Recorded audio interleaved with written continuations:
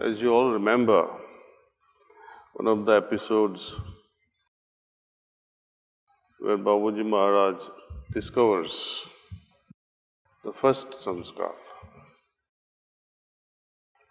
He says, if you remove the first samskara that we all share in common, the base on which rest of the samskaras are just lingering will collapse. So, what is that first samskara? How does it get removed from our system? Well, of course, every samskara gets removed through cleaning.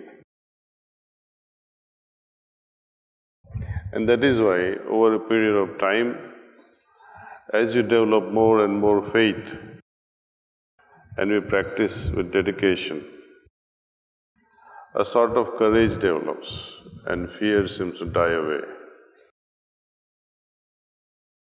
This is also confirmed by Lord Rama when he is giving gyan to one of his devotees. When he was asked, what is the greatest boon? He said, it is being fearless, being abhay. In Sahaj Marg, in our day-to-day life,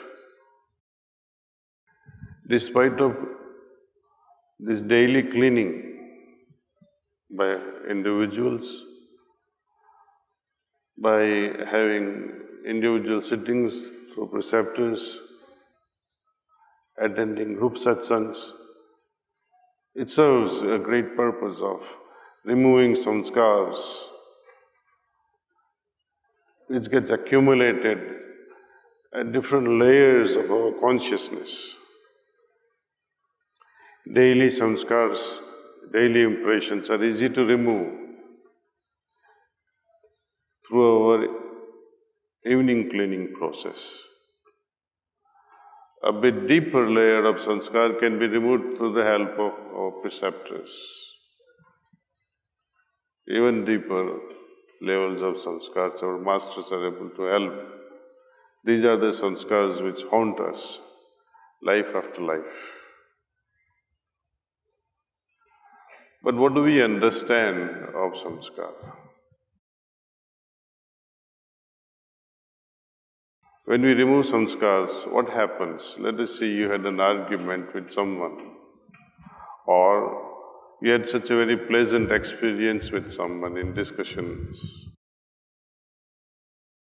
You have a memory associated with such encounter. Would the removal of memory or forgetting such a memory be equivalent to removal of samskars? No. It is only when I am able to forgive the bitter experience that I had because of some interaction with someone. I may remember the encounter with someone which is displeasing, but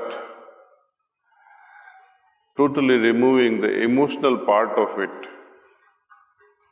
amounts to not forming impression. It is the emotional burden that is associated with our memory that creates some samskar. Emotional burden means I am saturated with so much of dislikes or likes. Only two things. So in our day-to-day activities, moment to moment, how vigilant are we with our reactiveness? Are you still reacting, or are you in osmosis with the source? We have so many ways of reducing this burden, diffusing how we avoid forming samskaras. One of them is constant remembrance. When we are in absolute state of constant remembrance, when we are in osmosis with our Maker, with our Master's remembrance, with deep love, in the heart. When we are performing our acts with utmost devotion, then we do not form samskars.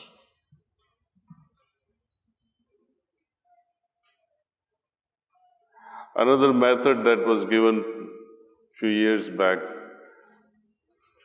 was this now and then using sankalpa, that everything around me is absorbed in godly remembrance.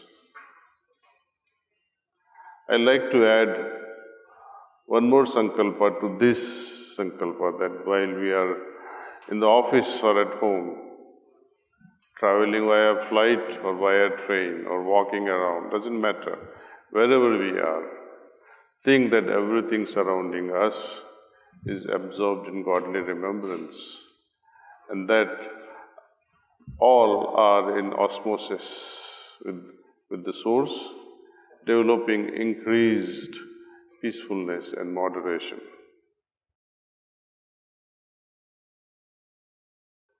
By remaining in osmosis with our source, have this sankalpa that things around me are becoming more peaceful, everything are developing moderation.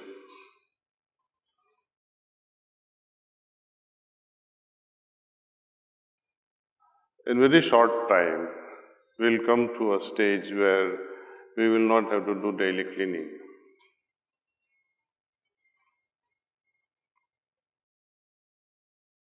Cleaning means you continue to collect dust in your consciousness.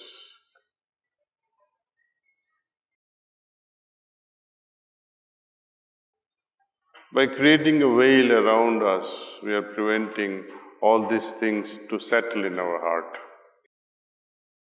It's not that we avoid doing anything. We continue to work in the best possible way in our work environment, with increased efficiency. In fact, when we are in osmosis with God,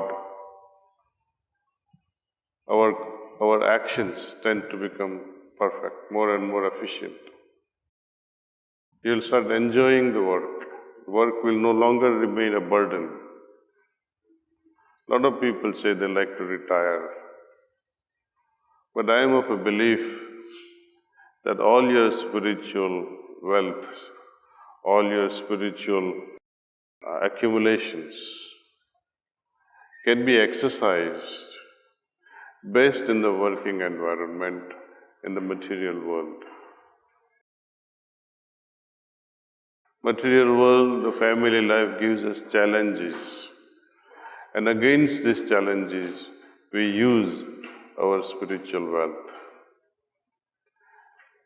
We test out our abilities, our spiritual genius, if you like to call it. It is put to test. And like anything else, anything put to test only becomes better and better. Only cowards, they'll give up such challenges.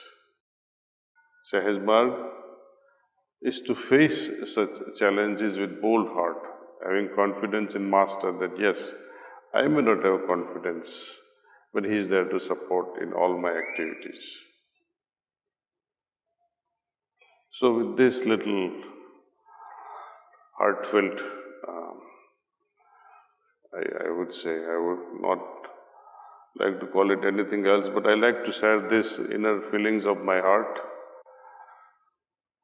to come to very essence of Sahaj Marg, that whatever is stopping us, it's samskars, and we should be vigilant about how to not form the samskars. That is the first step. Otherwise, all throughout the life, if you go on cleaning, it will be disappointment. Babuji wrote one letter to one abhyasi who was boasting some things, I don't know what. He was praising himself, Sahab, मैं तो बहुत दिल से साधना कर रहा हूँ 15 साल से 20 साल से. I'm practicing with a lot of dedications for last 15-20 years. I'm very regular in my practice, etc., etc., But Babuji had his own wisdom. He says, I'm sorry to say that you are still practicing. By now, you should have come to the source. You should have arrived at goal. But it is unfortunate that even after 15-20 years of practice, you are still struggling. So I think we should take this to our heart and say, yes, Babuji. We'll make sure that our lifestyle will be of such a high order that need for meditation to regulate mind will stop. Need to remove the dust will stop because I don't invite or form any more samskars. The next stage will automatically open up where we'll help others, whether they are abhyasis or not. But our lifestyle will somehow touch their hearts. Anyway, enough for today. Thank you.